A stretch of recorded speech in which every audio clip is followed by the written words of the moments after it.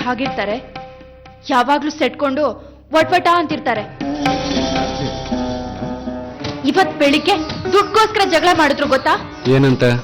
ತಿಜೋರಿಲಿ ಜಾಸ್ತಿ ದುಡ್ಡಿಟ್ಟಿರಲ್ಲ, ಬರೀ ಮನೆ ಖರ್ಚಿಗಷ್ಟೇ ಇಟ್ಟಿರ್ತಾರೆ ಅಂದ್ರು. ಹೌದಾ? ಹೌದು, ನಮ್ಮ ತಾತನ ಕಾಲದಿಂದನೂ ಹಾಗೆ. ಅಂದ್ರೆ ಅಷ್ಟು ದುಡ್ಡು ಮನೇಲಿ ಇರಲ್ವಾ?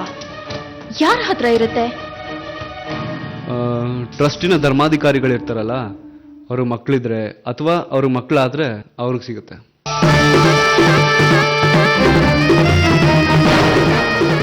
ಇದೇನಿದು ಇಷ್ಟು ಬೇಗ ಬಂದ್ಬಿಟ್ಟಿದ್ದೀರಾ?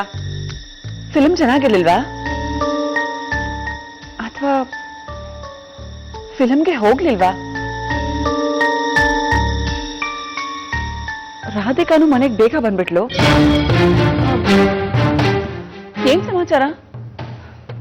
ಇಲ್ಲ ಅತ್ತೆ, ನನ್ನ ಹೆಲ್ತ್ ಅಪ್ಸೆಟ್ ಆಗಿತ್ತು, ಅದಕ್ಕೆ ವಾಪಸ್ ಬಂದೆ.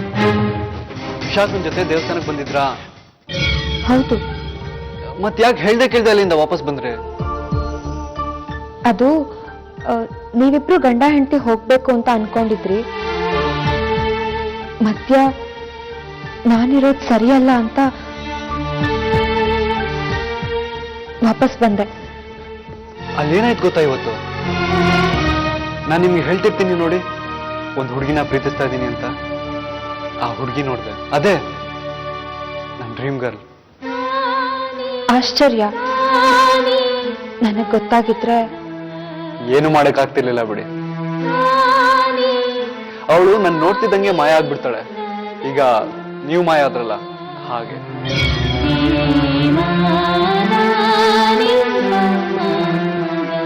ಈ ತರ ಮಾತಾಡಬೇಡ ನೀನು. ನನಗ್ ಮಗು ಆದ್ರೆ ಫಿಲ್ಮ್ ಇಂಡಸ್ಟ್ರಿಯಲ್ಲಿ ಯಾರನ್ನ ಮೂಸ್ ಕೂಡ ನೋಡಲ್ಲ. Chill baby.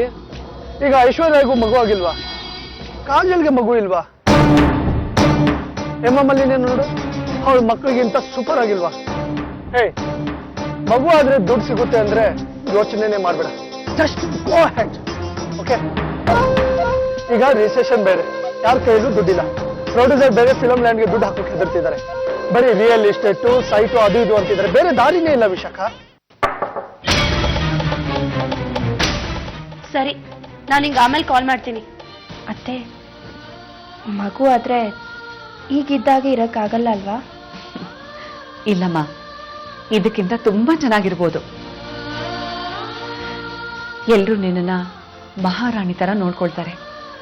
ಆಮೇಲೆ ನೀನು ಧರ್ಮಾಧಿಕಾರಿಗಳ ಹೆಂಡತಿ ಆಗಿರೋದ್ರಿಂದ, ಈ ಮನೆ ವಂಶೋದ್ಧಾರಕನ ತಾಯಿ ಆಗ್ತಿರೋದ್ರಿಂದ, ಈ ಮನೆತನದ ಆಸ್ತಿ ಪಾಸ್ತಿ, ದುಡ್ಡು ಕಾಸು ಎಲ್ಲ ಮಗು ಹೆಸರಲ್ಲೇ ಇರುತ್ತೆ. ಆ ಮಗು ದೊಡ್ಡವನಾಗಿ ಪಟ್ಟಾಭಿಷೇಕ ಆಗೋ ತನಕ ಅದ್ರ ವಹಿವಾಟೆಲ್ಲ ಅದ್ರ ತಂದೆ ತಾಯಿಗೆ ಸೇರಿರುತ್ತೆ. ರಮ್ಯಾ ಅಕ್ಕ, ವಿವೇಕ್ ಭಾವಂಗೆ ಶರ್ಟ್ ಪ್ಯಾಂಟ್ ಏನು ತಂದಿಲ್ವಾ? ಮೂರೊತ್ತು ಮನೇಲೆ ಬಿದ್ದಿರೋರಿಗೆ ಹೊಸ ಶರ್ಟ್ ಪ್ಯಾಂಟು ಯಾಕೆ? ಅದಕ್ಕೆ ತರ್ಲಿಲ್ಲ.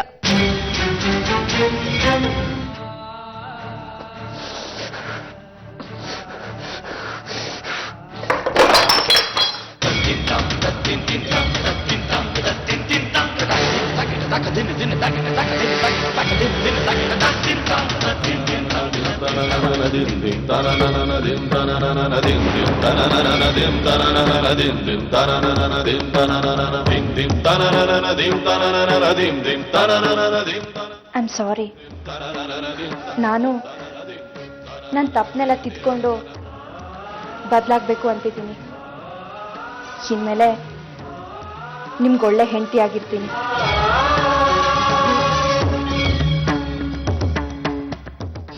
ಬನ್ನಿ, ಕೆಳಗೆಲ್ಲರೂ ನಿಮ್ಗೋಸ್ಕರ ಊಟ ಕಾಯ್ತಾ ಇದ್ದಾರೆ. ನೀವು ಹೋಗಿರಿ, ನಾನು ಆಮೇಲೆ ಬರ್ತೀನಿ.